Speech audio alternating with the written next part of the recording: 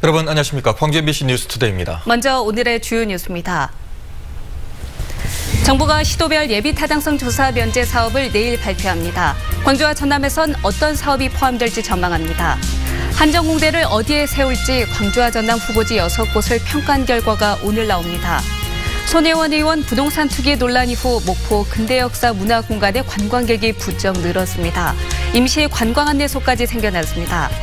오늘 3월 열리는 전국 동시조합장 선거를 앞두고 전남 지역 입후보자를 위한 설명회가 오는 30일 각 시군 선거관리위원회에서 열립니다.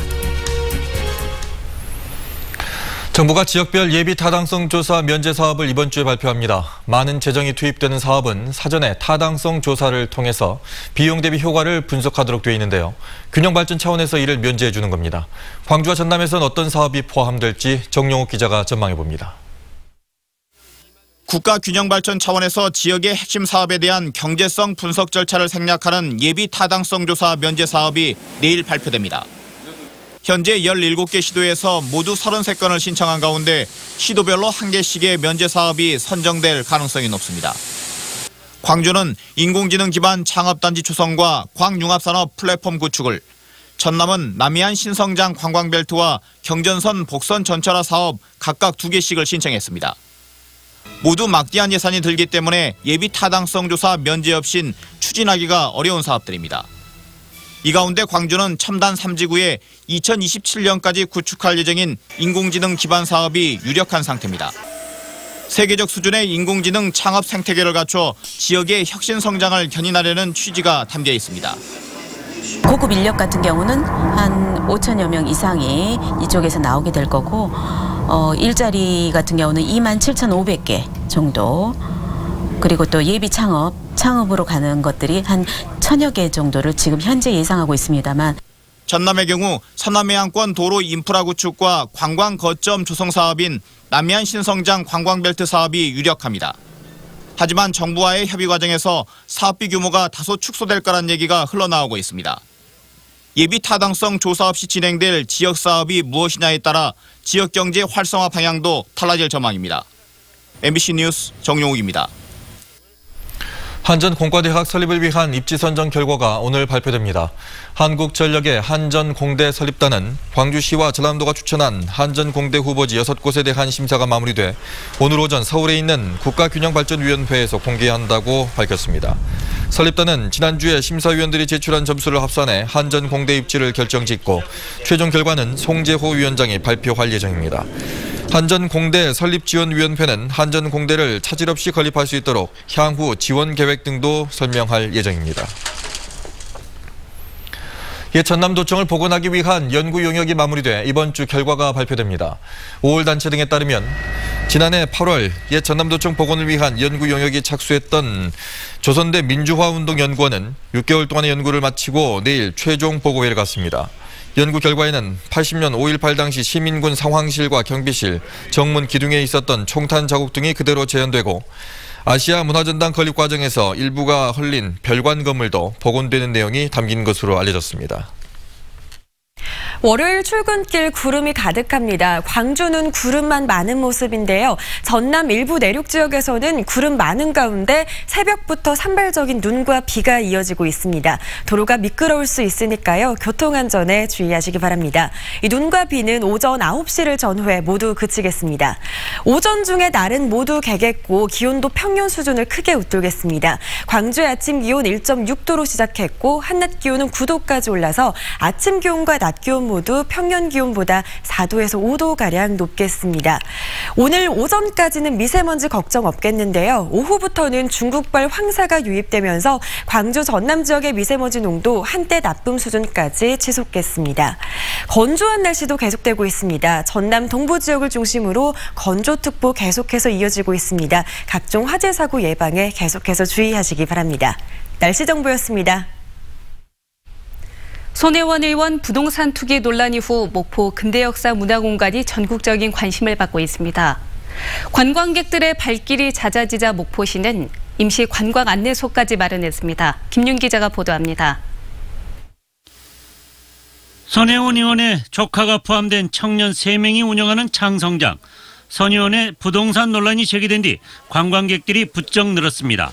3, 4, 5 짝을 이룬 관광객들은 장성장 골목과 거리 일대를 돌아다니면서 인적이 드문 원도심에 모처럼 활기가 넘칩니다. 특이할 만한 사항은 없고요. 참 많이 낙후됐다는 느낌이 드네요. 선 의원의 조카가 운영하는 카페에는 응원 쪽지가 여러 장 붙여졌습니다.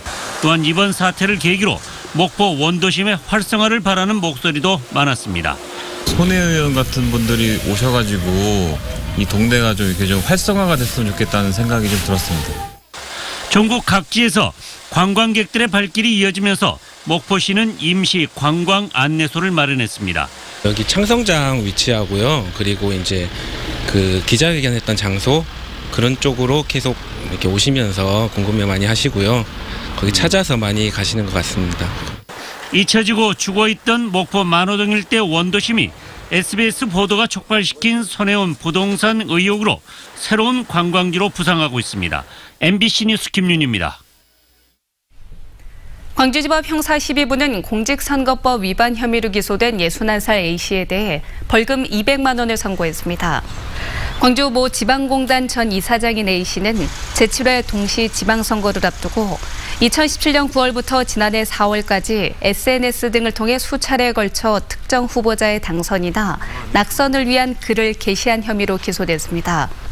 재판부는 A씨에 대해서 준 공무원의 정치적 중립성을 해하고 표현의 자유 한계를 넘어 공정한 선거 문화를 해한 것이라고 판시했습니다. 3월 13일 제2회 전국 동시조합장 선거를 앞두고 입후보 안내설명회가 오는 30일 전남 20개 시군 선거관리위원회에서 동시에 개최됩니다. 이 자리에서는 입후보 예정자를 대상으로 후보자 등록 요건과 신청 절차, 선거운동 방법과 제한 등이 안내되고 돈 선거를 예방하기 위한 안내와 단속 방침 등이 전달될 예정입니다.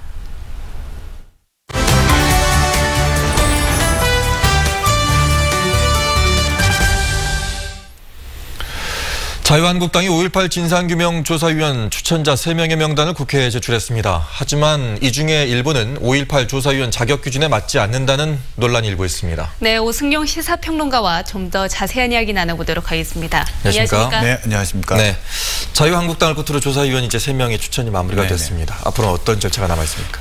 각 정당이 의안과에 서류를 제출한 상태고 의안과에서 이력 검토를 마친 후 국회의장에 보고가 된 상태입니다. 현재는 청와대에 국회의장이 이송을 한 상태고요. 청와대에서 이력 검증이 이루어지고 있는데요. 검증은 크게 두 가지 차원으로 이루어집니다. 하나는 국가공무원법 임명에 결격 사유가 없는지, 즉 범죄 사항에 대한 검토를 하게 되고요. 또 하나는 특별법에 따라 위원회의 목적에 부합하는 위원회 경력이 있는지 경력 부합 여부를 검증해서 문제가 없다면 대통령이 임명하게 되고 문제가 발생하면 다시 국회에 추천을 의뢰하게 됩니다. 그렇군요. 그런데 자유한국당이 추천한 일부 위원들에 대해서 좀 자격 논란이 일고 있습니다. 여기에 대해서 어떻게 생각하십니까? 우선은 정확하게 지금 경력이 확인되고 있지 않기 때문에요. 경력 논란은 청와대에서 검증을 해봐야 결론이 날 것 같습니다만 네. 지금 현재로는 세 분 중에 두 분의 경력이 논란이 되고 있습니다. 한 분은 군 관련 경력은 이번 특별법에서 요구하는 위원 자격과 무관한 경력이고요. 네. 또 한 분은 기자 경력이 있는데 이게 연구자 경력이 아니기 때문에 그와 관련해서 이걸 적용할 수 있는지에 대한 논란이 있는데요. 최종 부합 여부는 청와대에서 검증을 통해서 결정이 날 것 같습니다. 네, 뭐 자격이 미비하다면 이제 임명을 하지 않으면 되는 건데 이렇게 되다 보면은 이 조사위원회에 출범이 지연되면서 청와대라든가 국회에 어떤 부담이 되지 않을까요? 네, 당연히 그렇습니다. 네. 우선 4개월 표류해서 이제 청와대 검증 작업을 하고 있는데요.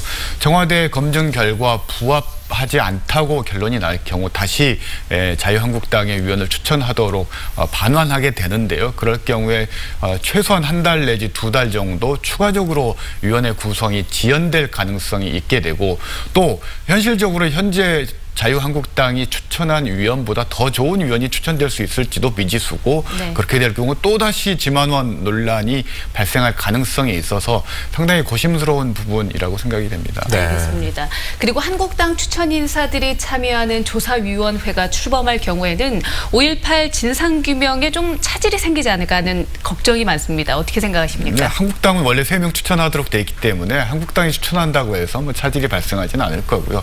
세월호와 관련해서 우려를 표하는 분들이 많은데 그때는 집권당이었기 때문에 자유한국당이 네. 박근혜 정부 하에서 다수 보수측 추천 인사가 다수였기 때문에 그런 문제가 발생했지만 아마 이번 위원회에서는 그런 일은 발생하지 않을 가능성이 높고요. 가장 큰 문제는 이 조사 진상규명은 시간 타이밍의 문제인데 이게 조사 작업과 보고서 작업이 다음 정권으로 넘어가게 된다면 상당히 조사 관련해서 부담이 될 수밖에 없기 때문에 네. 아마 이 점이 우리가 앞으로 위원회 구성하는 데 있어서 좀 주안점을 둬야 될 부분인 것 같습니다. 네. 많은 분들이 그러면 진상규명조사위원회가 이제 위원이 구성이 되더라도 실무진 구성을 하게 되잖아요. 네, 그렇습니다. 그러면 그것도 여야의 비율을 또 나눠서 또 하는 건지 다음 절차가 또 어떻게 되는 건지 네, 규모도 궁금하고요. 특별법상에는 위원과는 다르게 네. 직원들의 경우에는 여야 규정이 없습니다. 그렇지만 관례상 여야에서 추천하는 경향들이 있어서 아마 자유한국당 측에서는 야당 몫을 요구할 개연성, 가능성은 좀 높아 보입니다. 그렇지만 뭐 그건 위원회 의결을 통해서 결정이 될 문제이고 적격성, 전문성이 있는 인사들을 중심으로 추천을 하면 되기 때문에 큰 문제는 없을 것 같고요. 이 과정이 한 달 반 내지 2달 정도 소요가 되는데요. 그렇다면 설 이후에 임명이 된다 하더라도 큰 문제가 없이 정상적인 조사가 되려면 아마 4월 중순 정도는 되어야만이 가능할 것 같습니다. 네. 네, 오늘 말씀 고맙습니다. 네, 감사합니다. 감사합니다.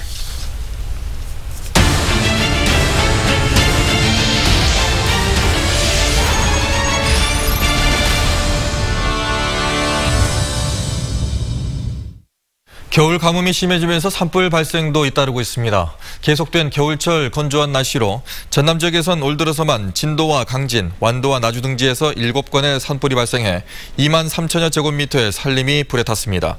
전남도는 이에 따라 오는 5월 15일까지 산불 비상체제를 유지하기로 하고 산불 감시와 신속한 진화를 위해 헬기 7대와 인력 1,100여 명을 각 시군별로 운영할 계획입니다. 광주지법 형사 12부는 상습적으로 성폭행과 강도 행각을 일삼은 혐의로 기소된 53살 김모 씨에게 징역 20년을 선고했습니다. 또 10년간 신상정보 공개와 15년간 전자장치 위치 추적 부착 등도 명령했습니다. 김 씨는 지난 2003년 7월부터 3년 동안 광주와 대전 일대에서 10차례에 걸쳐 혼자 사는 젊은 여성들을 성폭행하고 금품을 빼앗은 혐의로 기소됐습니다.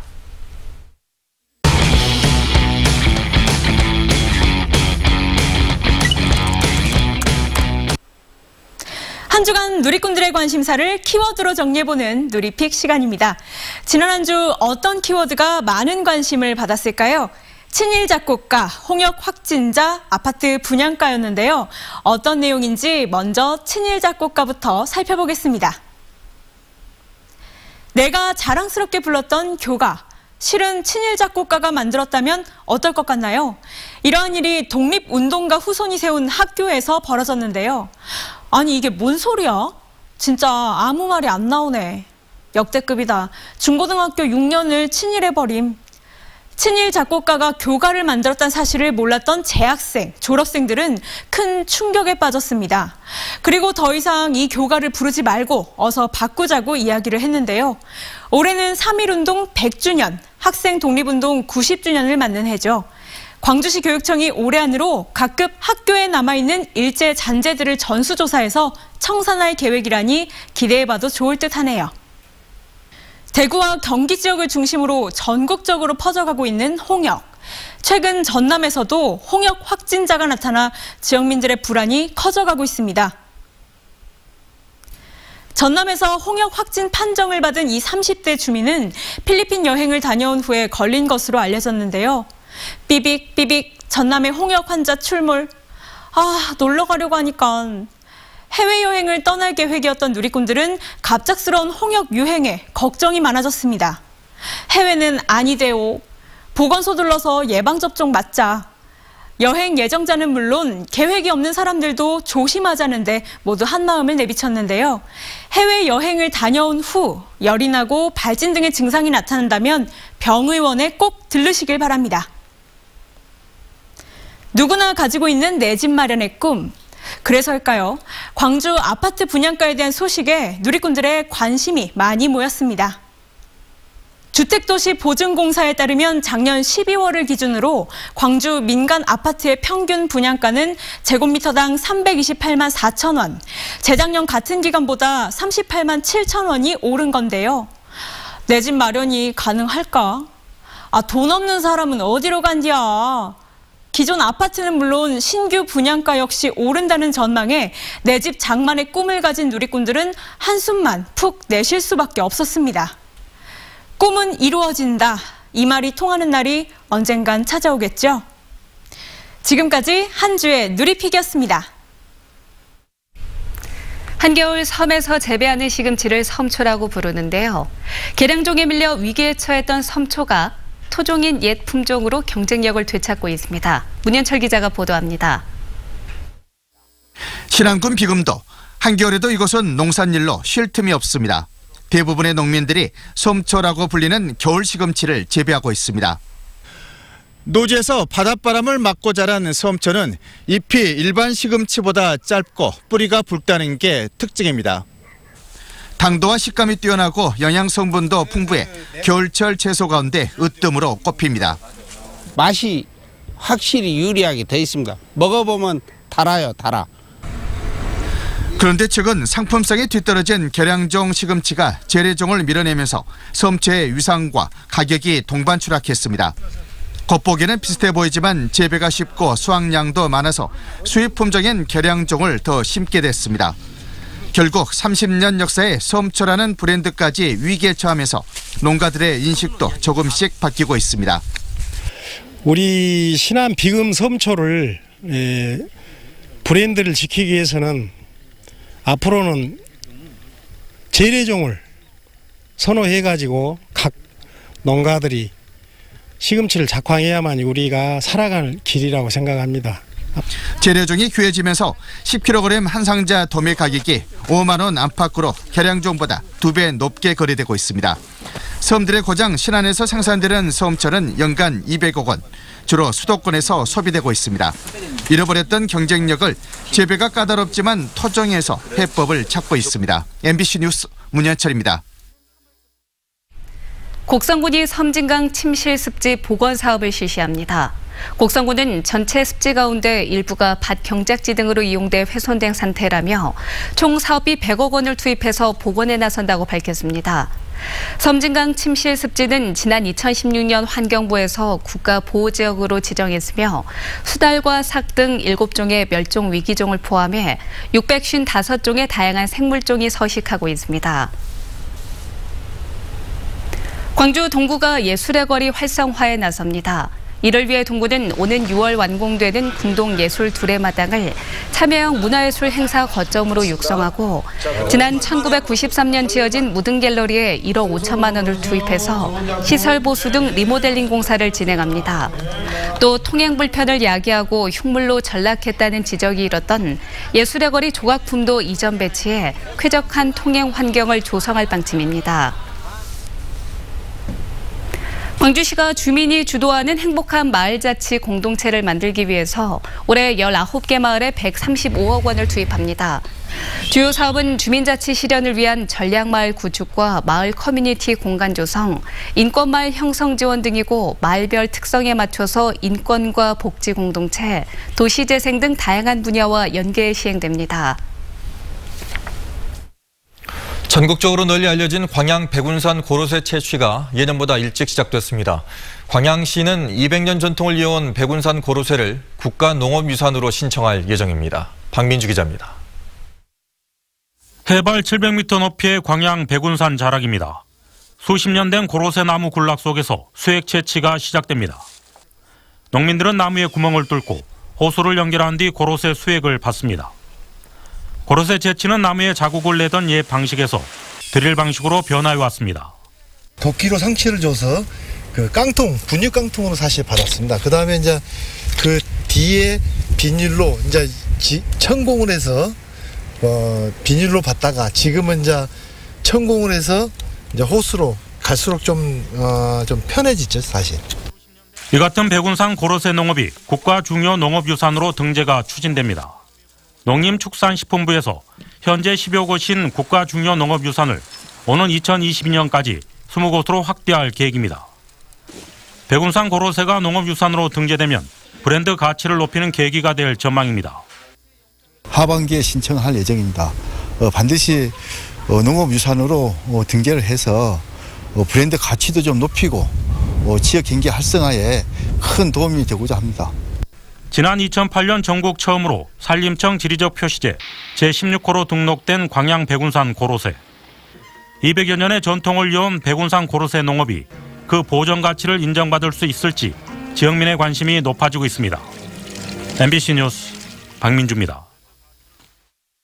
광주시가 설 명절 연휴 기간부터 전기차와 수소차 등 친환경 차량 22대를 공용 차량 공유 서비스에 추가 투입해 운영합니다.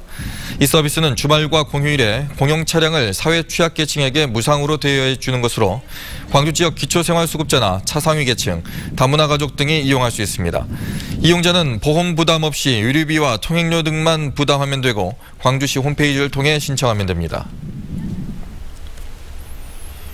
광주 교육계에 친일교가 교체 바람이 불고 있습니다. 광주시 교육청 등에 따르면 3.1운동 100주년을 맞아 광독 중고등학교와 금호 중앙여고 등 친일 작곡가가 교과를 만든 10여 개 학교에서 교가 교체를 추진하고 있습니다. 시교육청은 이와 함께 친일 잔재 청산 TF팀을 구성해 교기와 교목 등 학교 상징물은 물론 기념비나 시설 등에서 친일적 요소가 있는지 조사할 방침입니다. 광주에서 유일한 송정동 청소년 통행금지 구역이 존치하게 됐습니다. 광주 광산구는 설문조사에 참여한 1,400여 명 가운데 63%가 전부나 일부 유지를 선택함에 따라 청소년 통행금지 구역을 종전대로 유지하기로 했습니다. 송정동 1003번지로 불리는 해당 지역은 성매매 집결지가 형성되면서 광주에서 유일하게 청소년 통행이 24시간 금지되고 있습니다. 다음은 희망 2019 나눔 캠페인에 성금을 보내주신 분들입니다. 장성군 남면 행정마을에서 10만 원, 행정 1리에서 10만 원, 월정 3리에서 15만 원, 원곡 1리에서 15만 원을 보내주셨고요. 월곡 3리에서 15만 원, 연동마을에서 10만 원, 가인마을 20만 원, 신촌마을에서 15만 원을 기탁하셨습니다. 용도마을 13만 6천 원, 여성 농업경영인회에서 10만 원, 충무 3동에서 30만 원을, 신일 아파트 주민분들이 10만 원을 보내주셨고요. 수산 3리에서 15만 원, 담양군 창평면 장화 1구에서 23만 원, 창평 2구에서 15만 원, 삼천 2구에서 10만 원을 기탁하셨습니다. 다음은 의항 1구에서 15만 원, 삼천 1구에서 15만 원, 유곡 3구 10만 원, 장화 2구에서 8만 5천 원을 보내주셨고요. 일산 2구에서 10만 원, 의항리 정용준 씨가 10만 원, 킹콩 스위텔에서 30만 원, 월곡 1구에서 12만 원을 보내주셨습니다. 대곡 3구에서 25만 원, 전남 제일요양병원에서 50만 원, 신기 2구에서 86만 1천 원, 부영 5차 아파트 주민분들이 60만 3,100원을 보내주셨습니다. 성금을 보내주신 분들께 감사드립니다.